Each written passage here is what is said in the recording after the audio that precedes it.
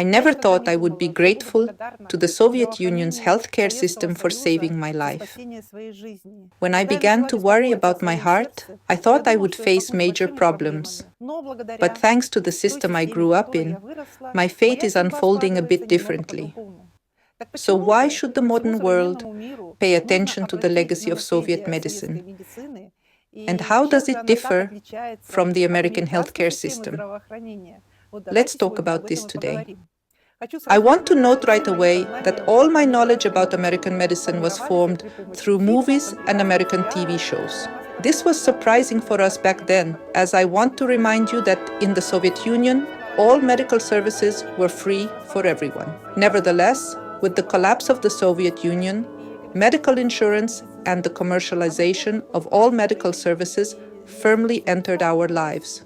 I'm facing this reality now. And because of this, I can see how dramatically the approach to medicine is changing from what it was in the Soviet Union. Before telling you what made Soviet medicine special, I need to be honest with you.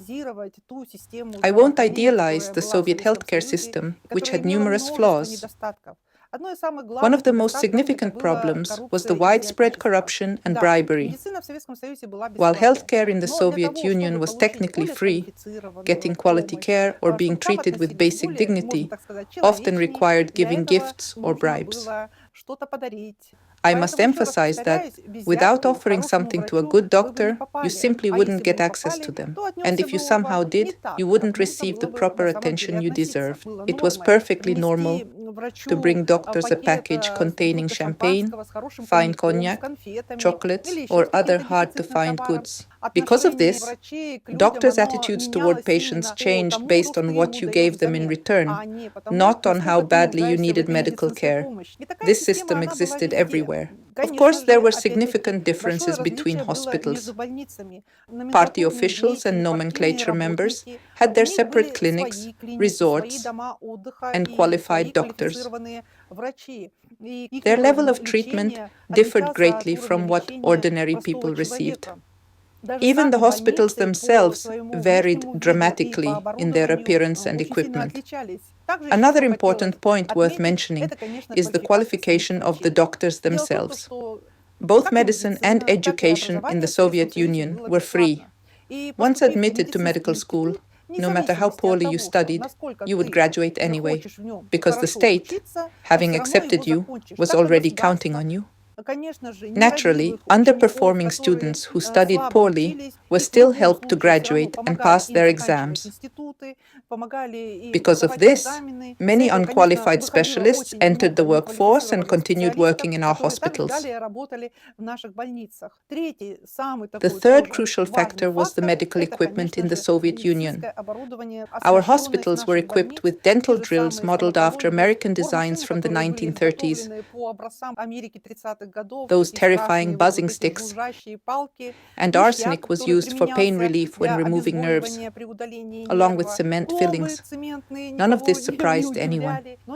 But despite all these shortcomings, let's talk about the advantages of Soviet medicine. In the early 1950s, during one of his speeches, Comrade Stalin declared that the Soviet future needed to be built by healthy people. An order was then issued regarding disease prevention in the Soviet Union, and this prevention system became deeply integrated into our lives. From a child's birth through their working life and until the very end, we were under constant medical supervision. The most important principle in the Soviet Union wasn't treating illness, but preventing it. Disease prevention was one of the fundamental tenets of Soviet medicine. Mandatory chest X-rays every 6 months for every Soviet citizen. Mandatory medical examinations for children as well. Again, as I understand it, in America, all this is left to the parents' discretion. I'll tell you about what I personally experienced, because medical examinations for children were mandatory, regardless of parents. They often didn't even know these medical checkups were happening. Starting from first grade, a bus with medical workers would visit us every 6 months. There was always a dentist and other specialists. specialists: an eye doctor, ENT specialist, surgeon. For older grades, even a gynecologist would visit. Yes, that happened too. At these early stages, I remember many children were diagnosed with various conditions. Recommendations would be given to our school medical worker, who was mandatory in every school, to notify parents if any illnesses were found. I recall one of my classmates received a recommendation about her vision, and she was immediately referred for treatment. Within a few days, she was already sitting in class wearing glasses. Many children were diagnosed early with conditions like congenital heart defects and other issues. This was definitely a significant benefit. Each class would undergo these comprehensive medical examinations. Again, I must emphasize that all vaccinations were mandatory. This wasn't up for discussion. Write in the comments if it's the same for you or not. As far as I understand, in your country this is also optional. But for us, parents often didn't even know their child was getting vaccinated. I remember there was even a poem. We learned it from first grade. It went like this: first grade shots. Can you hear? We're all lined up without fear. I'm not scared of any shot. If it's needed, then why not? A tiny needle? What's the fuss? I'll get my shot without a muss. But why am I now by the wall? My knees are shaking, that is all. On top of everything else, of course, Soviet medical professionals and those responsible for the health of the Soviet people were well aware that nutrition in the Soviet Union was very poor. We all ate poorly. When we lived in the Soviet Union, we didn't think about this, but our leadership thought about it for us. From early childhood, every child was given yeast drink, cod liver oil, and hematogen. My most vivid memory, of course, is of the cod liver oil. It was a terrible, disgusting thing. It's something you remember for your entire life. From kindergarten, we would line up and they would pour this cod liver oil onto a spoon for each of us and force us to swallow it. I remember approaching, opening my mouth, and having this awful stuff poured in. It was horrible.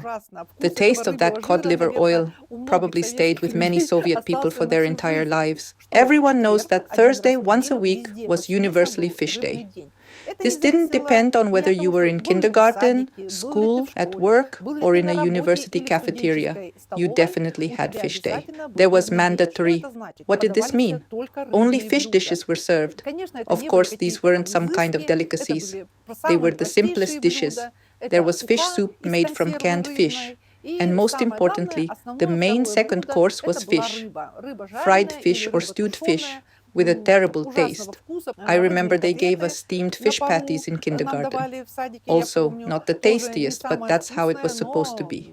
And, as it turned out, it was very beneficial for us. Of course, in the Soviet Union, there was a cult of sports, a cult of physical education. May 1st in the Soviet Union was Labor Day, and parades and demonstrations of workers took place in all cities. The first columns always featured athletes, people with healthy lifestyles who demonstrated various exercises, jumps and flips as they marched. And for each of us when we were young, it was important to earn the GTO badge. What was GTO? GTO translated as Ready for Labor and Defense. This meant we were raised to be physically strong and healthy, to be useful to our country in any case, and if necessary to stand up for its defense. So that's what the GTO badge was. All kinds of competitions were held specifically for earning these badges. I even have these badges stored somewhere.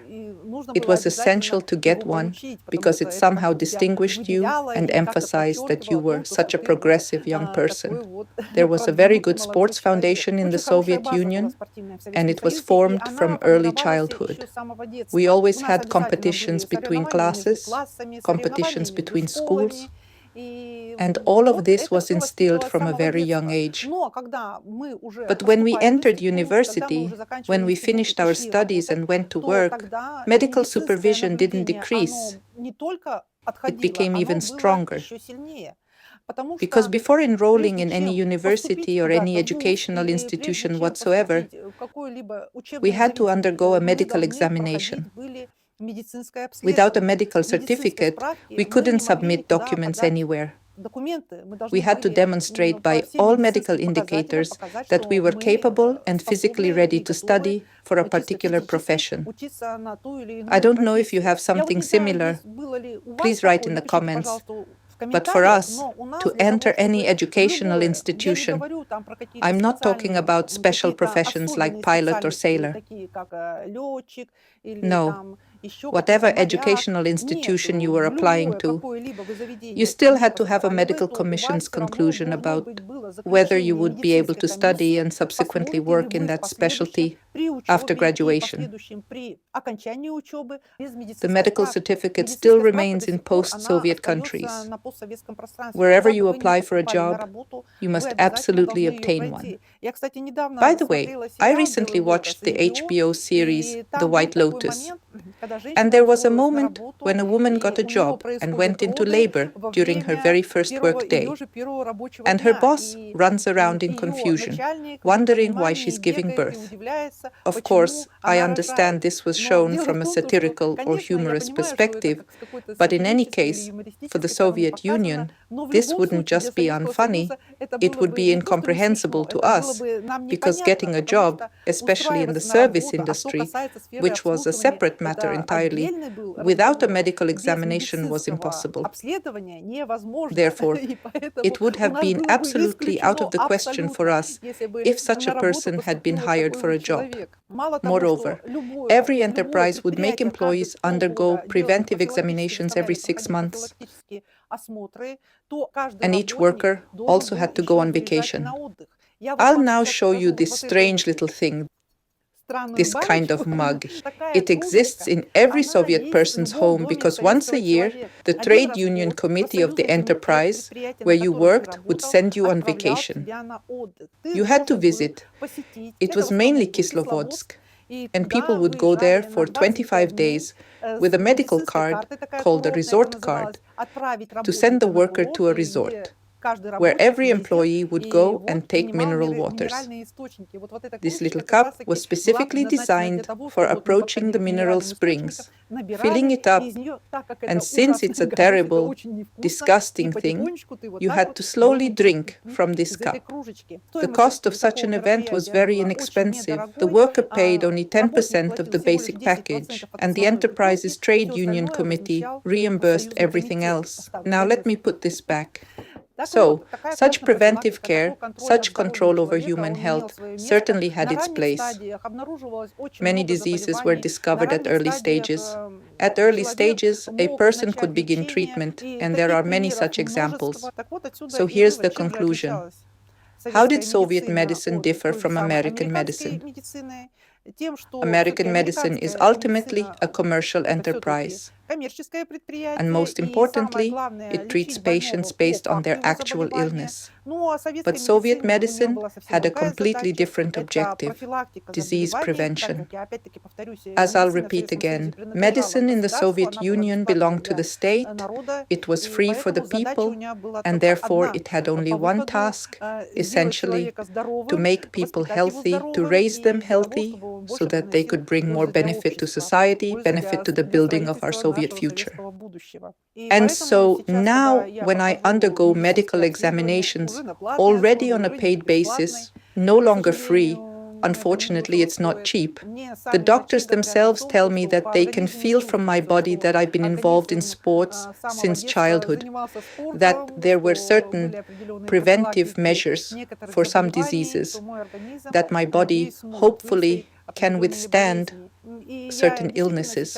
And I really deeply regret now, observing modern medicine, that I see this entire system of prevention, the system of patient monitoring, is disappearing completely and irretrievably from how it used to be, and this will certainly make itself known in the near future.